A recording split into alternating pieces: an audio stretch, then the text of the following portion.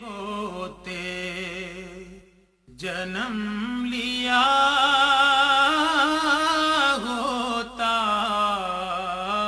تیرے ہوتے جنم لیا ہوتا تیرے ہوتے۔ نحمده ونصلي ونسلم على سيدنا ومولانا محمد رسوله النبي الأمين المكين الحنين الكريم الرؤوف الرحيم، أما بعد فأعوذ بالله من الشيطان الرجيم، بسم الله الرحمن الرحيم۔ محمد رسول الله والذين معه أشداء على الكفار رحماء بينهم تراهم ركعا سجدا يبتغون فضلا من الله ورضوانا، صدق الله مولانا العظيم۔ معزز علماء و خطباء کرام، خواتین و حضرات، عزیزان گرامی قدر اور عزیز طلباء و طالبات، اللہ جل مجدہ کا شکر ہے جس نے ہمیں نیا اسلامی سال عطا کیا اور ماہ محرم الحرام سے نئے سال کی ابتدا ہو گئی۔ محرم جہاں امام عالی مقام سید الشہداء سیدنا امام حسین رضی اللہ تعالی عنہ کی شہادت اور واقعہ کربلا کی اہمیت کے ساتھ جانا جاتا ہے، وہاں اس کا ایک اہم پہلو یہ بھی ہے کہ اس ماہ محرم الحرام کی ابتدا سیدنا فاروق اعظم رضی اللہ تعالی عنہ کی شہادت سے، آپ کی شہادت بھی اس مہینے کی پہلے دن۔ میں سنن ترمذی میں سے چند احادیث جو صحیح بخاری میں بھی ان میں سے بعض آئی ہیں، صحیح مسلم میں بھی ان میں سے بعض آئی ہیں اور جامع ترمذی میں بھی ہیں، چند احادیث کا ذکر کروں گا سیدنا فاروق اعظم رضی اللہ تعالیٰ عنہ کی مناقب اور آپ کے فضائل کے حوالے سے۔ حضرت ابو سعید خدری رضی اللہ تعالیٰ عنہ روایت کرتے ہیں کہ حضور نبی اکرم صلی اللہ علیہ وآلہ وسلم نے فرمایا، ما من نبی الا وله وزیران من اہل السماء و وزیران من اہل الارض۔ فرمایا کہ اللہ رب العزت کا کوئی ایک نبی بھی ایسا نہیں ہے، کوئی نبی بھی ایسا نہیں ہو گزرا جس کے دو وزیر زمین پر اور دو وزیر آسمانوں میں نہ ہوں۔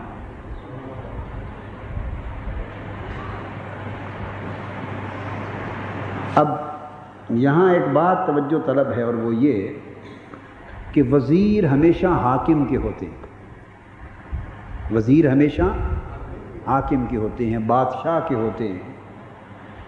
جس کی حکومت قائم ہوتی ہے اس کے لیے وزیر مقرر کیے جاتے ہیں۔ تو ایک لطیف نکتہ اس حدیث پاک کے ابتدائی الفاظ سے یہ معلوم ہوا کہ اللہ رب العزت جس نبی کو دنیا میں مبعوث کرتا ہے اسے اپنی امت کے لیے حاکم بناتا ہے۔ تو نبی اللہ کی طرف سے امت پر بولیے حاکم ہوتا ہے۔ یہ بات بالواسطہ حدیث پاک سے معلوم ہے کہ جس کو اللہ رب العزت نے وزیر دیے ہیں تو صاف ظاہر ہے اس پیغمبر کو حکومت دی ہے، اور پھر اس کی حکومت کا سلسلہ فقط زمین پر نہیں بلکہ اس کی حکومت کی تائید کے لیے دو وزیر آسمانی کائنات میں بھی مقرر ہوتے ہیں۔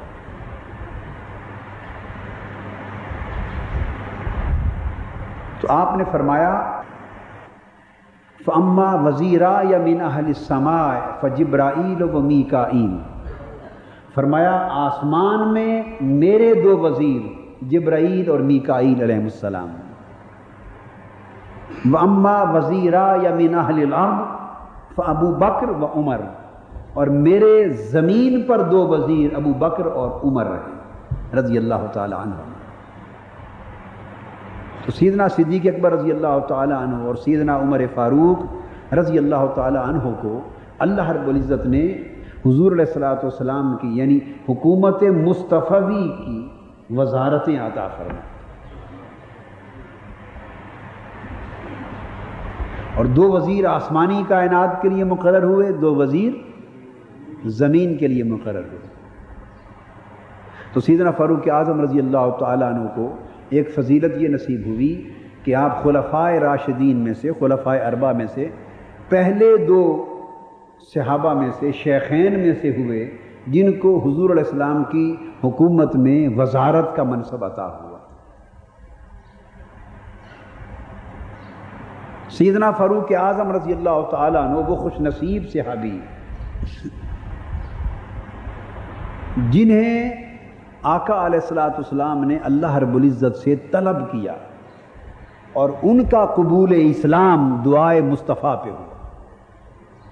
اس لیے سیدنا فاروق اعظم رضی اللہ تعالیٰ عنہ کو مراد رسول بھی کہتے ہیں۔ کیا کہتے ہیں؟ مراد رسول کہتے ہیں، طلب رسول کہتے ہیں، دعائے رسول کہتے ہیں۔ حضور علیہ السلام نے اللہ رب العزت کی بارگاہ میں عرض کیا، ابن عمر رضی اللہ تعالیٰ عنہ سے روایت ہے، ان رسول اللہ صلی اللہ علیہ وآلہ وسلم قال اللہم اعز الاسلام بأحب الرجلین الیک بأبی جہل وبعمر بن الخطاب قال وکان احبہما الیہ عمر۔ حضور علیہ السلام نے اللہ رب العزت کی بارگاہ میں دعا کی، اور یہ اس وقت کا واقعہ ہے جب تھوڑے لوگ اسلام قبول کر چکے تھے، یعنی ان کی تعداد ابھی 39 ہوئی تھی۔ جو صحابہ آقا علیہ السلام کے حلقہ بگوش سے غلامی ہوئے تھے اور جن افراد نے قبول اسلام کے ذریعے آقا کی غلامی اور صحابیت کا شرف پایا تھا، اور صحابہ کرام کی جو جماعت اس وقت تک وجود میں آئی تھی ان کی تعداد کتنی تھی؟ 39۔ یہ ویسے تاریخی بات بتا رہا ہوں، اس حدیث پاک میں نہیں ہے۔ 39 تعداد تھی۔ مجموعی طور پہ اسلام کی صورتحال کمزوری پر تھی۔ کفار، مشرکین اور سرداران قریش اسلام قبول کرنے والوں پر ظلم کرتے تھے، دست تظلم دراز کرتے، سختیاں کرتے، ان پر مصائب اور آلام ڈالتے۔ وہ چھپ چھپ کر نمازیں پڑھتے، چھپ چھپ کر عبادت کرتے، چھپ چھپ کر آقا علیہ السلام کے دیدار کے لیے دار ارقم آتے، اور چھپ چھپ کر آقا علیہ السلام سے دین کی ہدایات لے جاتے۔ نہ اپنا اسلام گھر میں ظاہر کرتے، نہ اپنا اسلام باہر ظاہر کرتے۔ اس طرح دبے دبے، چھپے چھپے قبول اسلام اور فروغ اسلام کا سلسلہ جاری تھا، اور جس شخص کے بارے میں قبول اسلام کی خبر ہو جاتی، سرداران قریش اور بڑے بڑے جو جابر تھے مشرکین مکہ میں سے، وہ ان کے اوپر ظلم کرتے، اذیتیں دیتے۔ ایسے حالات میں آقا علیہ السلام نے اللہ رب العزت کی بارگاہ میں دعا کی، عرض کیا باری تعالیٰ میں 2 نام تیرے حضور پیش کرتا ہوں، ایک عمر بن الخطاب کا اور ایک ابو جہل کا۔ کتنے نام؟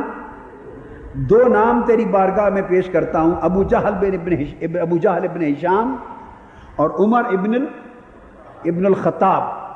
2 نام پیش کرتا ہوں، عرض کیا باری تعالیٰ ان 2 میں سے جو تجھے محبوب ہے اسے میری غلامی میں دے۔ ان 2 میں سے جو تجھے محبوب ہے۔ اب آگے کلام کیا تھا؟ دعا کے کلمات تھے، اللہم اعز الاسلام، مولا ان 2 ناموں میں سے، ان 2 شخصوں میں سے جو تیرا محبوب ہے، جس سے تو راضی ہے، اس کو قبول اسلام دے، تاکہ اس کے ذریعے اسلام کو طاقت مل جائے، اس کے ذریعے اسلام کو عزت مل جائے۔ دعا کی باری تعالیٰ ان 2 میں سے ایک کے ذریعے اسلام کو عزت عطا کر۔ اب آپ اندازہ کریں، یہاں سے یہ پتہ چلا کہ یوں تو ہم میں سے ہر ایک کو عزت کس کے ذریعے ملی؟ اسلام کے ذریعے۔ ہمیں عزت بولیے اسلام کے ذریعے ملی، تو کچھ لوگ وہ ہوتے ہیں جنہیں اسلام کے ذریعے سے عزت ملتی ہے، اور کچھ اللہ کے محبوب بندے وہ ہوتے ہیں کہ ان کے ذریعے سے اللہ اسلام کو عزت دیتا ہے، حالانکہ اسلام اللہ کے بندوں کا محتاج نہیں ہوتا۔ اسلام کی عزت کے لیے اللہ ہی کافی ہے، اسلام کی عزت کے لیے اللہ کا پیغمبر ہی کافی ہوتا ہے، مگر یہاں عزت سے مراد اسلام کو طاقتور کرنا، اسلام کو غالب کرنا، اسلام کو محکومی، کمزوری، مجبوری کی کیفیت سے نکالنا، اور اسلام سے مراد یہ ہے کہ امت مسلمہ کو اور مسلمانوں کو، کلمہ کو مسلمانوں کو عزت دینا، تاکہ اسلام پر کفر کا اور دشمنان اسلام کا ہاتھ اونچا نہ رہے۔ یہ معنی ہے اسلام کو عزت ملنے کا۔ تو عام مسلمان اسلام سے عزت پاتے ہیں، اور خواص لوگ وہ ہوتے ہیں کہ ان کے ذریعے اللہ اسلام کو عزت دیتا ہے، عالم اسلام کو عزت دیتا ہے، اور امت مسلمہ کو عزت عطا کرتا ہے۔ تو سیدنا فاروق اعظم رضی اللہ تعالیٰ عنہ جماعت صحابہ میں سے وہ خوش نصیب ہیں کہ آقا نے اپنی زبان مبارک سے عرض کیا کہ مولا اگر عمر مسلمان ہو جائے تو اس کے ذریعے اسلام کو عزت مل جائے، یعنی اسلام کو طاقت، تمکنت، شوکت اور غلبہ نصیب ہو جائے، اور دشمن میلی آنکھ اٹھا کر اسلام کی طرف دیکھ نہ سکے، یعنی یہ اسلام کی حفاظت کا باعث بن جائیں گے۔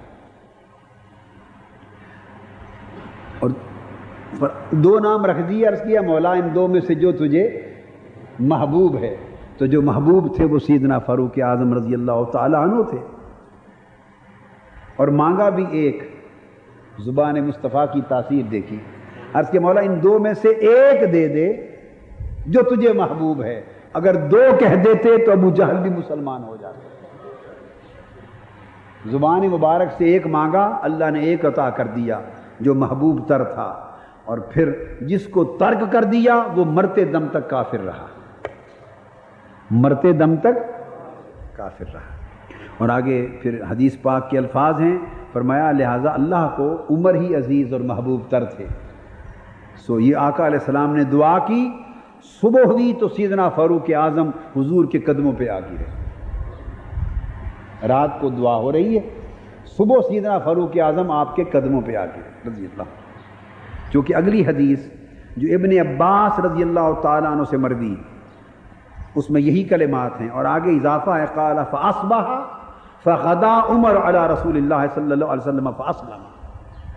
صبح ہوئی، سیدنا فاروق اعظم رضی اللہ تعالیٰ عنہ آقا علیہ السلام کی دن چڑھے، آقا کی بارگاہ میں آ گئے اور اسلام قبول کر لیا۔ ایک دن کا بھی وقفہ دعا اور قبولیت میں نہیں پڑا۔ حضور نبی اکرم صلی اللہ علیہ وسلم نے، پھر چونکہ سیدنا فاروق اعظم کے قبول اسلام سے اسلام کو عزت ملی، مسلمانوں کو شوکت اور طاقت اور تمکنت ملی، اسلام کمزوری کی حالت سے نکل آیا، تو اسلام قبول کرتے ہی نمازیں جو کہ چھپ کے ہوتی تھیں، سیدنا فاروق اعظم رضی اللہ تعالیٰ عنہ نے تلوار نکال لی، عرض کیا آقا آج اللہ کا نام بند کمرے میں بلند نہیں ہوگا، کعبے کے کھلے سین میں بلند ہوگا۔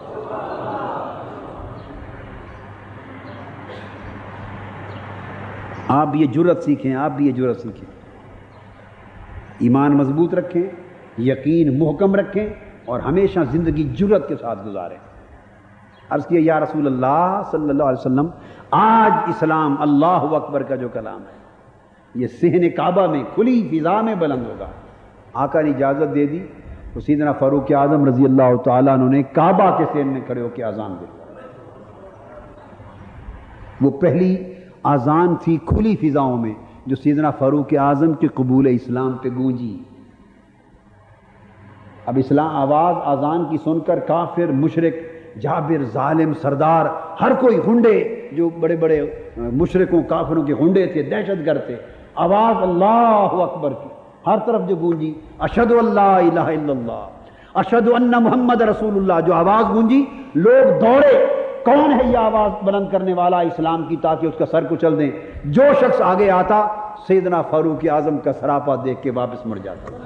اللہم اعز الاسلام بعمر، اے اللہ عمر کے ذریعے اسلام کو عزت عطا کر۔ سو وہ ہو گئی۔ اور یہ دبدبہ آپ کا الحمدللہ آپ کے دور خلافت تک برقرار رہا۔ پھر اللہ رب العزت نے آپ کو وہ فضیلت عطا کی۔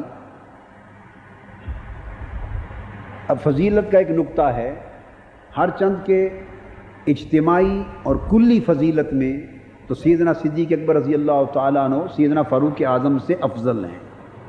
جب ہم اجتماعی اور کلی فضیلت کی بات کرتے ہیں تو پھر ترتیب ہے خلفائے راشدین کی، سیدنا صدیق اکبر سیدنا فاروق اعظم سے افضل ہیں۔ مگر کچھ جزوی فضیلتیں ہوتی ہیں، کیا؟ ان کو آپ کہتے ہیں اسپیشیلٹیز کہتے ہیں، تخصصات کہتے ہیں۔ بعض ایسی فضیلتیں ہوتی ہیں جن میں حضور کے صحابہ میں سے اور خلفائے راشدین میں سے اور اہل بیت اطہار میں سے کوئی نہ کوئی ایک کسی ایک چیز میں منفرد، ممیز اور ممتاز ہوتا ہے، اس شان کا حامل ہوتا ہے کہ اور کوئی اس میں ان کے ہم پلہ اور برابر نہیں ہوتا۔ یہ جزوی فضیلت ہوتی ہے۔ ایسی جزوی فضیلتیں کئیوں کے پاس ہیں اور ایک کی دوسرے پر ہوتی رہتی ہیں۔ اس کا مطلب یہ نہیں ہوتا کہ ان فضیلتوں کی وجہ سے کوئی یہ فیصلہ کر دے کہ یہ ساری کلی فضیلت کا باعث ہو گیا۔ کلی اور جزوی فضیلت کا فرق نہ سمجھنے کی وجہ سے بعض لوگوں میں اعتقادی اور مسلکی جھگڑے ہوتے رہتے ہیں۔ کوئی کہتا ہے فلاں افضل ہے، کوئی کہتا ہے فلاں افضل ہے، کوئی کہتا ہے فلاں افضل ہے۔ یہ جو افضلیت کے جھگڑے ہیں، اس کا سبب یہ ہے کہ کلی اور جزوی فضیلت کو سمجھا نہیں جاتا۔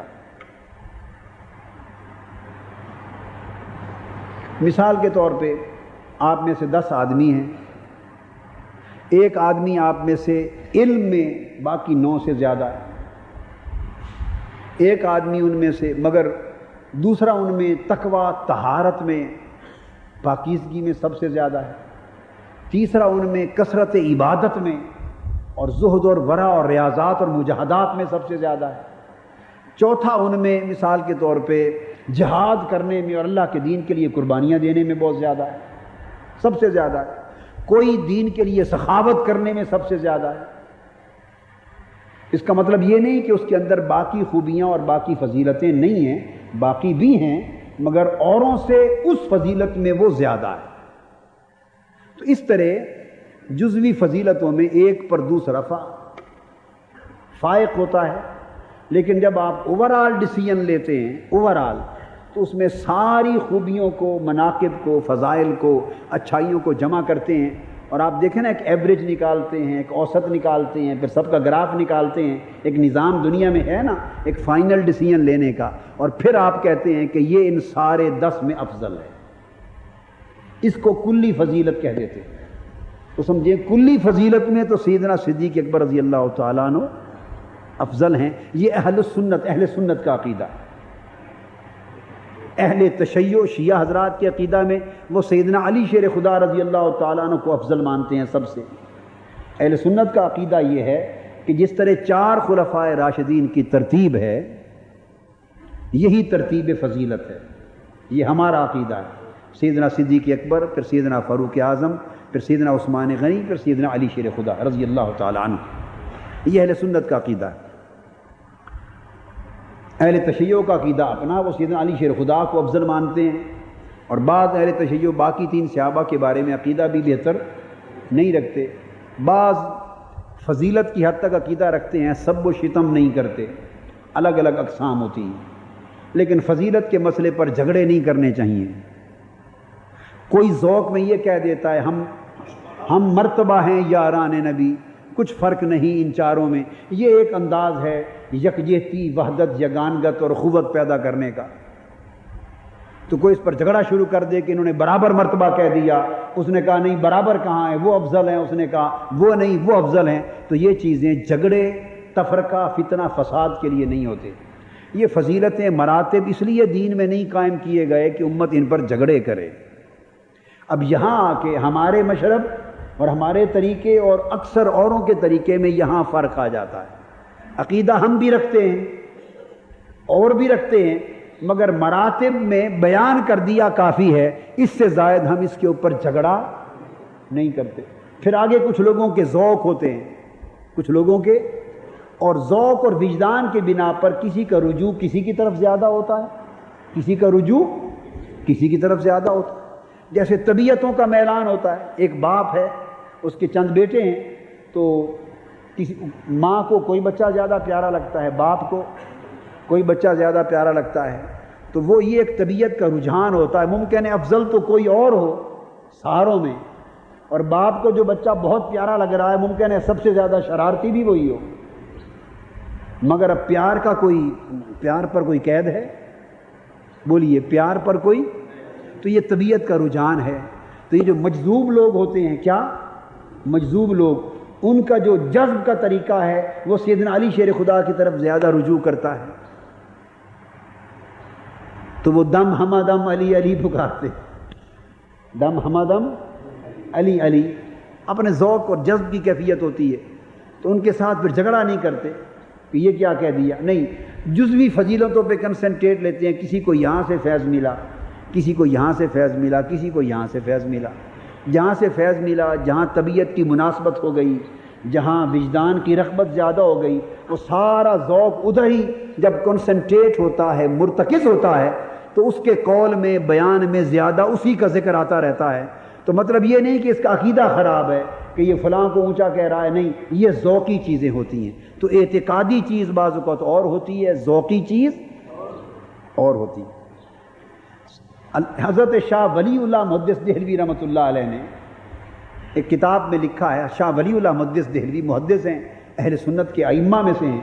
وہ فرماتے ہیں کہ میں عضو شریعت شیخین کریمین کو افضل جانتا ہوں، یعنی سیدنا ابو بکر صدیق اور سیدنا فاروق اعظم، ان دو کو شیخین کہتے ہیں. لیکن فرماتے ہیں اگر میرے اوپر شرع کے دلائل کی پابندی نہ ہو تو میرا ذوق زیادہ سیدنا علی شیر خدا کی طرف جاتا ہے. ذوق ان کو فضیلت دینا چاہتا ہے مگر میں نہیں دیتا، شریعت کے دلائل کی پابندی کرتا ہوں. تو ذوق کا بیان کر دیا، دلائل کی پابندی کر دی. اب آپ دیکھیں نا اہل اللہ کے ہاں کیسے دو چیزیں جمع ہو جاتی ہیں، ذوق بھی اکاموڈیٹ ہو گیا اور شرعی دلائل کی پابندی ہو گئی.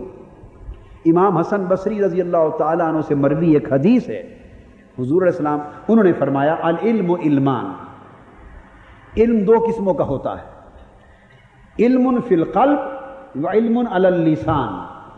ایک علم وہ ہے جو دل سے پھوٹتا ہے، دل کے چشمے سے پھوٹتا ہے، اور ایک علم وہ ہے جو زبان سے جاری ہوتا ہے.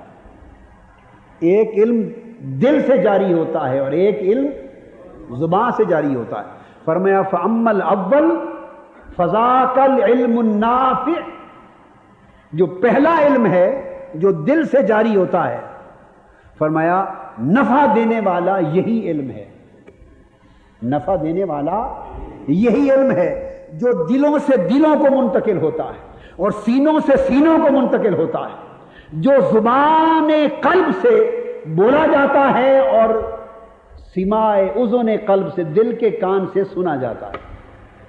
اور فرمایا فَأَمَّا الْآخَرُ فَذَاكَ حُجَّةُ اللَّهِ عَلَى ابْنِ آدم، اور جو دوسرا علم ہے زبان سے جاری ہونے والا، حجت بنی آدم پر وہ ہے، یعنی وہ دلیل شرعی ہے. پابندی اس کی کرنی چاہیے، کیا پابندی اس کی کرنی چاہیے، اور نفع علم قلبی سے لینا چاہیے. اب میں جو نقطہ سمجھانا چاہتا ہوں وہ یہ کہ جب دو چیزوں کو اکٹھا کر لیا تو آپ حق پر آ گئے، اور جب دونوں کو آپس سے جدا کر دیا تو دونوں جدا ہونے والے باطل پر چلے گئے. اب علم کی دو قسمیں تو بیان ہو گئیں، علم قلبی بھی اور علم لسانی بھی. دل سے جاری ہونے والا علم اور زبان سے جاری ہونے والا علم، اور دونوں قسموں کے جو علم ہیں ان کی الگ الگ افادیت اور اہمیت بھی بیان کر دی. کہ جو علم زبان سے جاری ہوتا ہے یہ قرآن و سنت کا علم ہے، یہ شریعت محمدی کا علم ہے. فرمایا یہ بنی آدم مسلمانوں پر حجت ہے، عمل کی پابندی اس علم کی ہے، اس کی اہمیت بھی بیان ہو گئی. اور جو علم دل سے جاری ہوتا ہے آپ سوچیں گے پھر وہ کیا ہے؟ فرمایا فذاک العلم النافع، اصل نفع دینے والا، یعنی دل کے حالات کو بدلنے والا، روحانی کیفیت کو بدلنے والا، من کے اندر ایک انقلاب لانے والا، اندھیرے من میں روشنی کرنے والا، اور اندر ایک عجیب کیفیات پیدا کر دینے والا، اور من کو مالا اعلیٰ سے منسلک کر دینے والا، اور قلب و روح کو گنبد خضرا سے متعلق کر دینے والا، اور گنبد خضرا سے روحانی فیض کی چلنے والی نہروں سے دل کو روشن کرنے والا، یہ جو علم ہے وہ علم قلبی ہے۔ اب دو قسمیں لوگوں کی ہو گئیں۔ بعضوں نے کہا دیکھو بھائی، چونکہ اصل نفع تو دل کے علم سے ہے، لہذا شریعت والے علم اور زبان والے علم کی ضرورت ہی کوئی نہیں۔ وہ ملنگ بن گئے۔ کیا؟ ملنگ بن گئے، اور پھر بنتے بنتے مخالف شریعت ہو گئے، تارک شریعت ہو گئے، اور جب وہ تارک شریعت ہوئے تو دل کا علم بھی ان کے لیے نافع نہ رہا، دل کا علم ان کے لیے نفع دینے والا نہ رہا۔ وہ نفع تبھی دیتا اگر اس کے ساتھ علم شریعت کا پردہ قائم رہتا۔ جب تم نے اسے ہٹا دیا تو آپ ننگے ہو گئے، نہ اس کا نفع رہا۔ تو جن لوگوں نے طریقت کو باطن بنا کر ملنگی کی راہ اختیار کر لی، ترک شریعت کی راہ اختیار کر لی اور ڈھونگ رچا لیا، وہ لوگ مخالف شریعت ہوئے۔ اب جو مخالف شریعت ہے وہ جو کرتا پھرے، جو کہتا پھرے، وہ شیطان ہے۔ وہ کیا ہے؟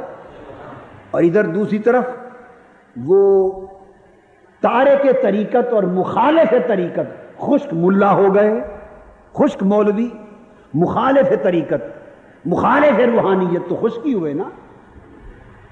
جن کے بھانڈے میں کچھ نہ رہا، انہوں نے کہا کہ جب حجت زبان کا علم ہے، قرآن و سنت، تو قلبی علم کی ضرورت ہی کوئی نہیں۔ انہوں نے یہ چھوڑ دیا اور انہوں نے وہ چھوڑ دیا، سو وہ بھی حق سے محروم ہو گئے اور یہ بھی حق سے محروم ہو گئے۔ اب اس کی دو مثالیں سن لیں۔ مثال کے طور پہ آپ سب لباس پہن کے بیٹھے، تو اصل چیز کیا ہے جس کے ذریعے حرکت ہو رہی ہے، زندگی چل رہی ہے، کام کاج ہو رہا ہے؟ لباس کپڑے سے یا جسم سے جو اندر ہے؟ اصل کیا ہے؟ اصل تو جسم ہے۔ تو کپڑا ایک پردہ ہے، ٹھیک ہے۔ اب ایک کہے جی یہ پردے کو کیا کرنا، اصل چیز تو اصل ہے۔ تو اگر اپنا کپڑے لباس کا پردہ اتار کے پھینک دیں، ابھی علامہ غالب الزماں لباس اپنا اتار کے پھینک دیں، تو آپ کیا کریں گے؟ انہیں کیا کریں گے؟ ان کے ہاتھ چومیں گے، کہیں گے ان کو کیا ہو گیا؟ آپ اگر لباس اتار دیں، کوئی عزت کرے گا آپ کی؟ آپ اتار دیں، ایک لمحے کے بعد عزت کرے گا؟ لوگ آپ کی طرف دیکھیں گے بھی نہیں۔ اب میں جو نقطہ سمجھانا چاہتا ہوں، آپ پوچھیں بھئی کیوں نہیں دیکھ رہے؟ یہ وہی جسم تو ہے جس کی تعریف کر رہے تھے، کہہ رہے تھے کہ سارا کمال اسی جسم اور جان کا ہے، تو تم پہلے تو دیکھ ہی نہیں رہے تھے، میں تو جسم دکھا رہا ہوں۔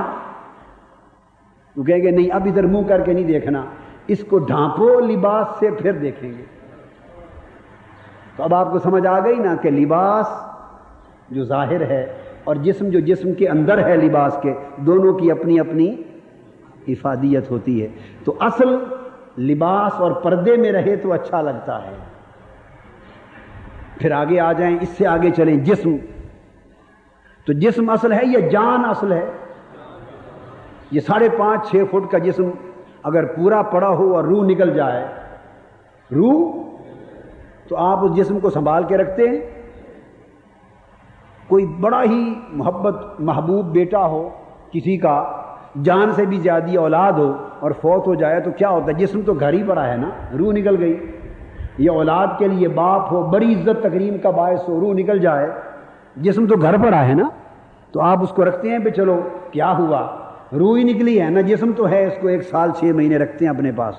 کوئی رکھتا ہے؟ رات بھی نہیں گزرنے دیتے، کہتے ہیں دفنا آئیں جا کر۔ اس کا مطلب ہے نکلی تو روح، نکلی تو روح، اور آپ اب اسی جسم کو جس سے پیار کرتے تھے ایک دن رات بھی اپنے گھر رکھنے کو تیار نہیں ہے، کہتے ہیں بو پڑ رہی ہے، بدبو ہو رہی ہے، متعفن ہو رہا ہے۔ تو پتہ چلا کہ وہ جو نظر آتا تھا ظاہر، وہ جو نظر آتا تھا، جو ظاہر تھا، اس کی قدر و قیمت بھی اس شے سے تھی جو اندر تھی اور نظر نہیں آتی تھی۔ تو گویا نظر آنے والے کی قدر و قیمت بھی اس حقیقت کے باعث ہے جو خود ہے مگر نظر نہیں آتی، اس کو باطن کہتے ہیں۔ تو ظاہر کی قیمت باطن کے ساتھ ہے، ظاہر کی قیمت باطن کے ساتھ ہے۔ اور اگر جسم نہ ہو تو روح تو پھر بھی ہوتی ہے عالم ارواح میں، تو اس کا کوئی رشتہ بنتا ہے آپ کے ساتھ؟ اس کا رشتہ بھی تو جسم کے ذریعے سے بنا، اور جسم کا رشتہ روح کے ذریعے سے بنا۔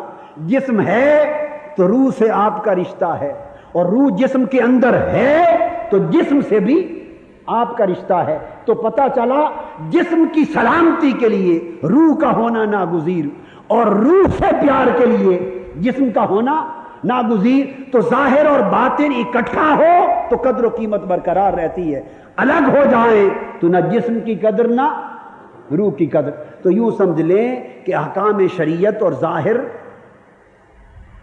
یہ شریعت کے دلائل یہ ظاہر ہیں، اور ذوق، وجدان اور روحانی رغبت کی حقیقتیں یہ ان کا باطن ہیں۔ تو ذوق ایمانی اور ذوق وجدانی بھی رہنا چاہیے، اور حجت شریعت بھی رہنی چاہیے۔ دونوں ساتھ ہوں گے تو جو عقیدہ وجود میں آئے گا وہ درست ہوگا۔ تو مبارک ہو، آپ درست عقیدے پر ہیں کہ آپ کے پاس ظاہر بھی ہے اور باطن بھی ہے، آپ کے پاس حجت شرعی بھی ہے، اور آپ کے پاس ذوق وجدانی اور ذوق روحانی بھی ہے۔ یہ مسلک، یہ مشرب، یہ عقیدہ درست ہے۔ امام مالک رحمۃ اللہ علیہ نے فرمایا من تصوف ولم یتفقہ فقد تزندق، ومن تفقہ ولم یتصوف فقد تفسق، ومن جمع بینہما فقد تحقق۔ جس نے تصوف کا دامن پکڑ لیا اور فقہ اور شریعت کو چھوڑ دیا وہ ملحد اور زندیق ہو گیا، ملحد ہو گیا، بے دین ہو گیا۔ اور جس نے فقہ اور شریعت کو پکڑ لیا اور تصوف اور روحانیت کو چھوڑ دیا وہ فاسق اور فاجر ہو گیا۔ اور فرمایا حق صرف اسی کو ملا جس نے دونوں کو یکجا کر لیا، دونوں کو۔ آپ کیلا کھاتے ہیں، ایک تیسری مثال اور دے دوں، چلو کوئی تو یاد رہے گی جی۔ اللہ بھی مثالیں دے دے کے سمجھاتا ہے نا قرآن مجید میں۔ تو کیلا آپ کھاتے ہیں تو کھاتے کیا ہے، چھلکا یا گودا؟ اصل کیا چیز ہے جی؟ تو جب گودا ہی اصل چیز ہے تو آپ ایسا کر لیں کہ کیلا لیں اور چھلکا اتار کے پھینک دیں اور کیلے کو رکھ دیں، آدھا گھنٹہ رکھ لیں، گھنٹہ رکھ لیں، پھر دیکھیں کھائیں گے کیا ہوتا جی۔ کیا ہوا؟ آپ نے تو گودے کو چھیڑا؟ کچھ بھی نہیں چھیڑا، تو کیا ہو جائے گا؟ خراب ہو جائے گا۔ کیوں خراب ہو گیا؟ آپ نے کچھ کیا اس کو؟ صرف اوپر کا چھلکا ہی اتارا نا، وہ جو ظاہر تھا، تو ظاہر اس کے اوپر تھا تو گودا سلامت تھا، ظاہر اتر گیا تو گودا برباد ہو گیا۔ اسی طرح ہے نا بس۔ تو ظاہر کو باطن سے جدا نہیں کرتے۔ یہ بعض لوگ ایسے پیروں کو بیعت کر لیتے ہیں اور ان کے ساتھ ان کی مجلسوں میں جا بیٹھتے ہیں جو کہتے ہیں یہ نمازیں مولویوں کا کام ہے، یہ ظاہر بینوں کا کام ہے۔ ایک آج کل چل رہا ہے نام، اور کوئی پیر صاحب ہیں اور ان کے مختلف تذکرے اور کافی سارے گمراہ کن پروپیگنڈا ہو رہا ہے، اور میں نے سنا کہ اب وہ یہ کہنے لگ رہے ہیں کہ میری تو ہر نماز عرش معلیٰ پر ہوتی۔ جن کی نماز عرش معلیٰ پر ہو انہیں اس مصلی پر نماز پڑھنے کی کیا ضرورت ہے؟ انہوں نے معلیٰ اور مصلیٰ کا وزن بنا لیا ہے۔ جس کی نماز عرش معلیٰ پر ہو اسے مصلیٰ پر نماز کی کیا ضرورت ہے؟ یہ گمراہی اور شیطنت ہے۔ آقا دو جہاں صلی اللہ علیہ وسلم سے بڑھ کر بھی کسی کی نماز عرش معلیٰ پر ہوگی؟ تو میں نے ایک مرتبہ ایک واقعہ سنایا تھا، آج دہرا دیتا ہوں، پتہ نہیں یہاں سنایا تھا یا کسی اور مقام پر، یاد نہیں۔ ایک پیر صاحب کسی گاؤں میں آتے تھے، جنگ کی بات ہے، تو نماز نہیں پڑھتے تھے، سارا دن بیٹھے رہتے، نماز نہ پڑھتے۔ ان کے مریدوں سے کسی نے پوچھا اور مریدوں نے ان کو پوچھا، انہوں نے کہا میں ہر نماز مسجد نبوی میں روضہ رسول پہ جماعت کے ساتھ جا پڑھتا ہوں۔ ہم تو عارف اولیاء اللہ لوگ ہیں، ہماری تو ہر نماز حضور کے روضے پر ہوتی، وہاں پڑھتا ہوں، تو یہاں ضرورت نہیں۔ انہوں نے کہا جی بیٹھے یہاں رہتے ہیں تو ہر نماز کا جو وقت آتا ہے تو روحانی طور پہ وہاں نماز پڑھاتے ہیں۔ انہوں نے مجھ سے آگے پوچھا کہ یہ بات وہ کہتے ہیں، میں نے کہا بڑا اچھا طریقہ ہے، آپ ایک ہفتے کے لیے پیر صاحب کا کھانا بند کر دیں. کیا؟ ایک ہفتے کے لیے پیر صاحب کا کھانا بند کر دیں اور پیسے دے دیں، پیسے دے دیں، دروازہ بند کر دیں، اور انہیں کہیں کہ آپ دن میں 5 مرتبہ تو مدینہ پاک جاتے ہی ہیں، تو نماز پڑھ کے نکلیں، مسجد نبوی کے سامنے ہوٹل ہی ہوٹل ہے، کھانا بھی وہیں سے کھاتے آیا کریں. نور علی نور، نماز بھی پڑھیں، کھانا بھی مدینہ پاک سے کھائیں. ہم غریبوں کا کیوں کھاتے ہیں؟ وہ کسی کی سمجھ میں یہ بات آ گئی، اس نے ایک دن پیر کے ساتھ کیا، پیر اپنا بستر بوریا اٹھا کے بھاگ گیا، پھر آئے گا. تھوڑی عقل اور دانش رکھنی چاہیے. دین اور شریعت سے بلند کوئی شے نہیں ہے. طریقت، تصوف، روحانیت، معرفت، ولایت، حقیقت، سب شریعت کے تابع اور سب شریعت کے خادم. رتبے جتنے بلند ہوتے چلے جائیں، مگر شریعت چونکہ اللہ کا پیغمبر لے کے آتا ہے اور باقی سب شاخیں ہیں اس شریعت سے پھوٹتی ہیں. اصل شریعت ہے.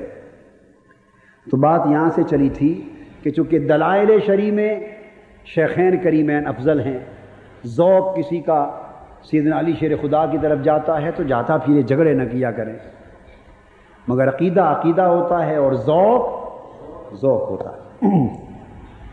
لہذا میں اس جزوی فضیلت کی بات کر رہا تھا جہاں سے یہ آگے تفصیل چل پڑی. آقا علیہ السلام نے فرمایا، حضرت عقبہ بن عامر رضی اللہ تعالیٰ عنہ سے مروی ہے، حضور علیہ السلام نے فرمایا، قال رسول اللہ صلی اللہ علیہ وسلم لو کان نبی بعدی لکان عمر.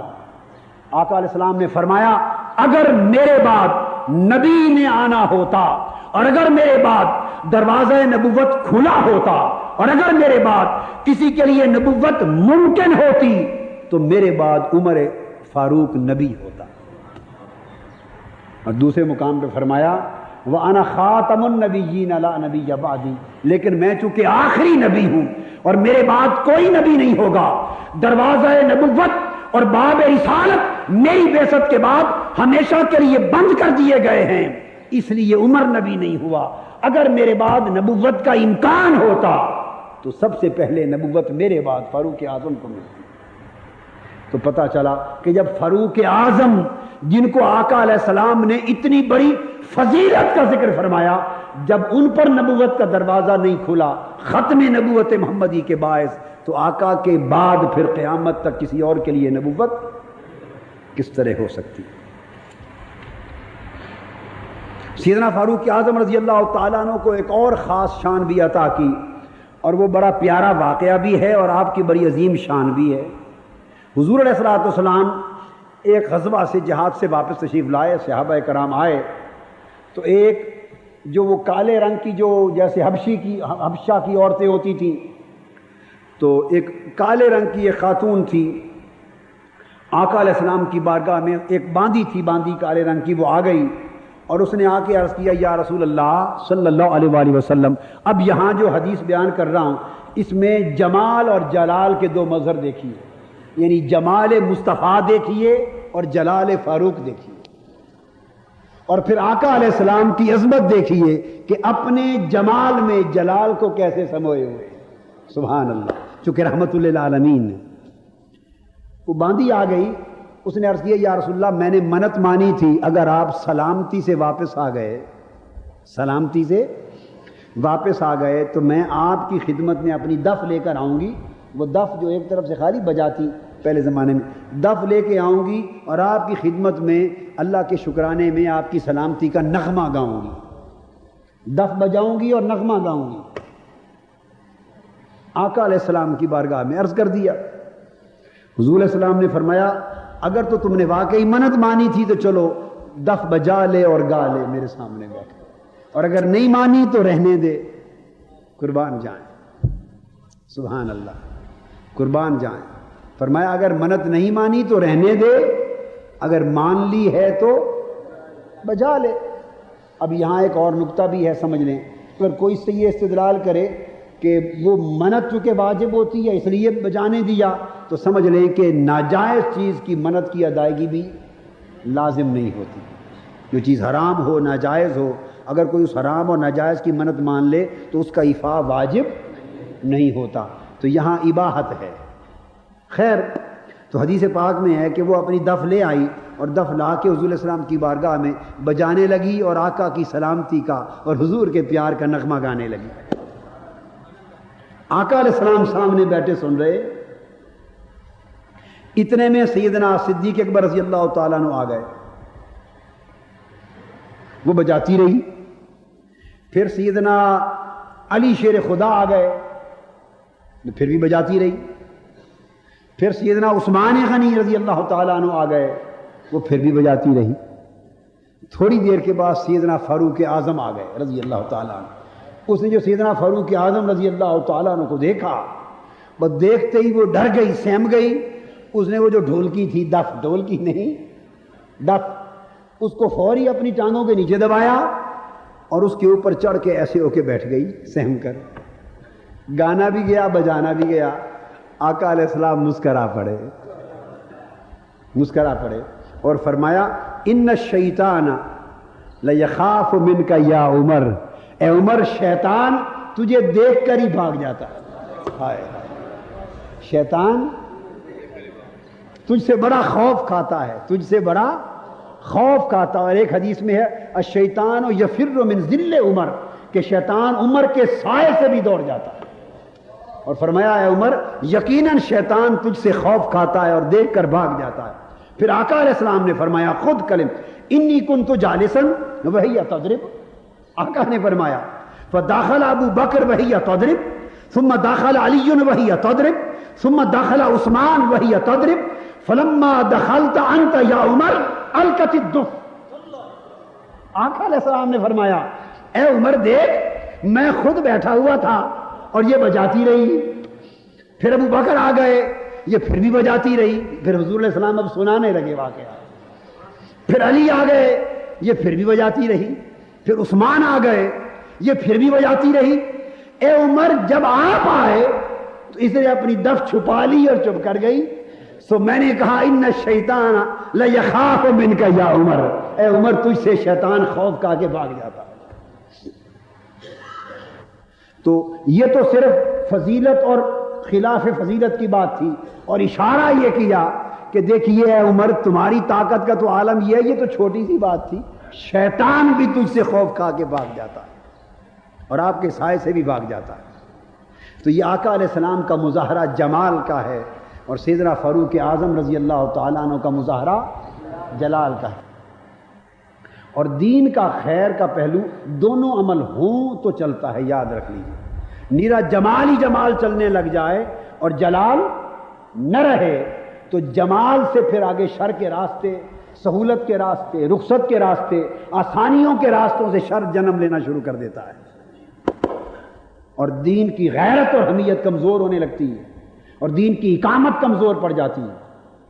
اور اگر اس کے برعکس, اس لیے یہ جلال فاروقی کا عنصر لازم ہے تاکہ دین کی حفاظت ہو. اور دوسری طرف اگر نیرا جلال ہی جلال شروع ہو جائے اور جمال کا پہلو نہ رہے تو لوگ دین سے ڈر کے مارے ہی بھاگ جائیں, وحشت زدہ ہو جائیں, اور گناہگار تو دین کی طرف آنے کا نام ہی نہ لیں. اس لیے جمال اور جلال کا امتزاج ہوتا ہے.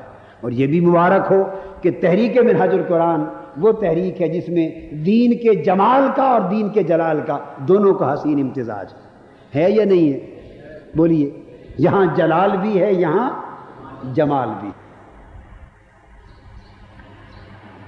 اسی طرح حضرت عائشہ صدیقہ رضی اللہ تعالیٰ عنہ روایت کرتی ہیں, حدیث پاک ہے, فرماتی ہیں کہ ہم آقا علیہ السلام کی بارگاہ میں بیٹھے تھے, اچانک آوازیں آئیں جیسے بچے روتے ہیں, اور چیخ و پکار کی آواز آتی ہے اور بڑی گڑگڑاہٹ کی آواز آتی ہے, آوازیں سنائی دیں.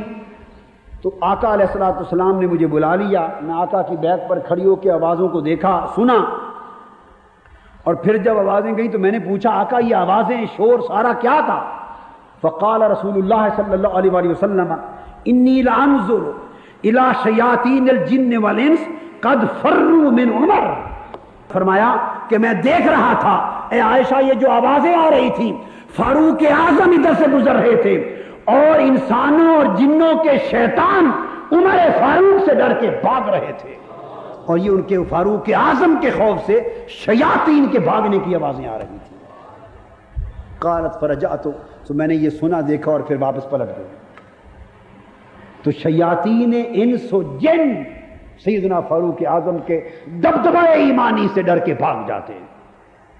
یہ اللہ پاک نے آپ کو اس لیے کیوں کہ آپ کو اللہ پاک نے حفاظت دین کی ذمہ داری سونپی تھی، اقامت دین کی ذمہ داری سونپی تھی، اور سیدنا فاروق اعظم نے دین کے تمکن کو زمین پر اس طرح بپا کیا کہ آپ سرزمین مدینہ پر چٹائی پہ سو رہے ہوتے اور روم کا کیسر اور ایران کا کسرا شہنشاہ اپنے بادشاہ اپنے تخت پر ڈر کے جلال فاروقی کے ڈر سے کانپ رہے ہوتے۔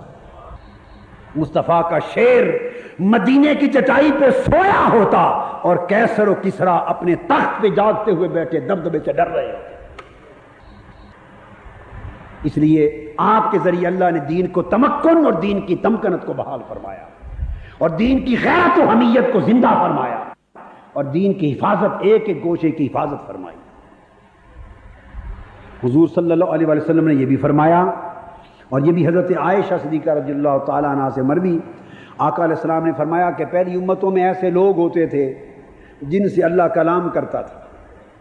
سبحان، ایسے لوگ ہوتے تھے جن سے اللہ کلام کرتا تھا، لیکن اگر اب میری امت میں نہیں، اگر میری امت میں ایسا ایک شخص بھی ہونا ہوتا،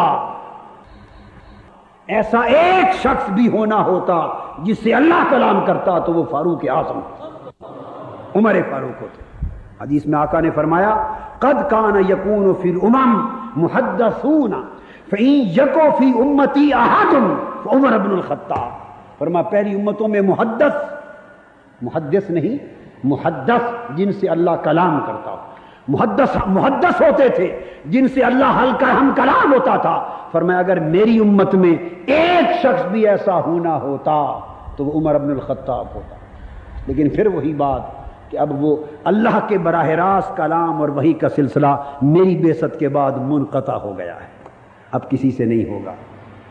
آخری حدیث حضرت انس بن مالک رضی اللہ تعالیٰ عنہ روایت کرتے ہیں اور فرماتے ہیں کہ ایک روز ہم آقا علیہ السلام کے ہمراہ احد کے پہاڑ پر کھڑے تھے۔ ان رسول اللہ صلی اللہ علیہ وسلم صعد احدا، آقا علیہ السلام پہاڑ احد کے پہاڑ پر تشریف فرما تھے۔ و ابو بکر و عمر و عثمان، ابو بکر صدیق بھی حضور کی معیت میں تھے، اور حضرت عمر اور حضرت عثمان یہ بھی حضور علیہ السلام کے ساتھ تھے۔ ہم آقا علیہ السلام کے ساتھ تین صحابہ احد کے پہاڑ پر بیٹھے تھے۔ اچانک پہاڑ جو احد کا پہاڑ تھا وہ وجد کرنے لگ گیا۔ لفظ تو یہ ہے کہ اس میں ایک زلزلہ کپ کپی بپا ہوئی۔ کیا ہوئی؟ کپ کپی۔ تو میں کہوں گا کہ احد کا پہاڑ اپنی خوش نصیبی پہ وجد کرنے لگا، ناچنے لگا کہ کیا میرا نصیب ہے، آج مصطفیٰ مجھ پہ بیٹھا ہے۔ ابو بکر صدیق بیٹھے ہیں، عمر بیٹھے ہیں، عثمان بیٹھے ہیں۔ وہ کب کبھی اس کا وجد تھا، جو بھی کہیے ذوق کی بات ہے۔ تو آقا علیہ السلام نے ایک حدیث میں ہے کہ قدم مارا، اور ایک حدیث میں فرمایا اسبت احد، اے جبل احد رک جا، اے جبل احد تھم جا، فإنما علیک نبی و صدیق و شہیدان۔ اے جبل احد رک جا، تھم جا، تمہیں خبر ہے کہ تمہارے اوپر ایک اللہ کا نبی ہے، ایک صدیق ہے، اور 2 شہید بیٹھے ہیں۔ اور 2 اس وقت شہید ہوئے تھے؟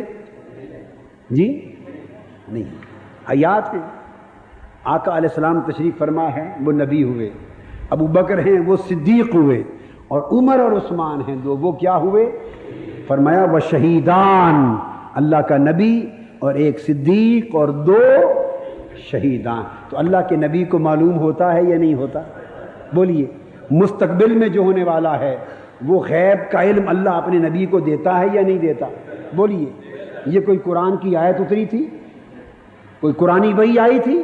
نہیں، اچانک ایک واقعہ ہوا، احد پہاڑ پر لرزہ آیا، آقا علیہ السلام بے ساختہ فرما بیٹھے کہ تمہارے اوپر نبی، ایک شہید اور ایک صدیق اور 2 شہید ہیں۔ تو فرما دیا عمر اور عثمان کو شہادت نصیب ہوگی۔ تو ان کا انجام وفات بھی پہلے بیان فرما دیا۔ بیان کریں یا نہ کریں الگ بات ہے، خبر ہر شے کی ہوتی ہے۔ بیان کریں یا نہ کریں الگ بات ہے، خبر ہر شے کی ہوتی ہے۔ وہ نبی کیا ہے جسے امت کے جملہ احوال کی خبر نہیں ہے؟ تو فرمایا شہید ہیں. تو چونکہ صدیق اکبر کو صدیق کہا وہ شہید نہ ہوئے، تبھی وفات ہوئی. پھر 2 شہید کہے، فاروق اعظم بھی شہید ہوئے، عثمان غنی بھی شہید ہوئے. بس چونکہ تھے ہی اس وقت 3 صحابہ، حضرت علی شیر خدا اس دن موجود نہ تھے، تو شہادت کا جو سلسلہ پھر شروع ہو گیا. تو حضرت عمر بھی مرتبہ شہادت کو پہنچے، حضرت عثمان نے بھی جام شہادت نوش کیا. پھر علی شیر خدا آئے تو سلسلہ شہادت جاری رہا. پھر حضرت حسن مجتبیٰ آئے، سلسلہ شہادت جاری رہا، تا آ کے میدان کربلا میں امام حسین نے آ کر مرتبہ شہادت کو نقطۂ کمال تک پہنچا دیا اور شہادت کو اپنی مراد تک پہنچا دیا.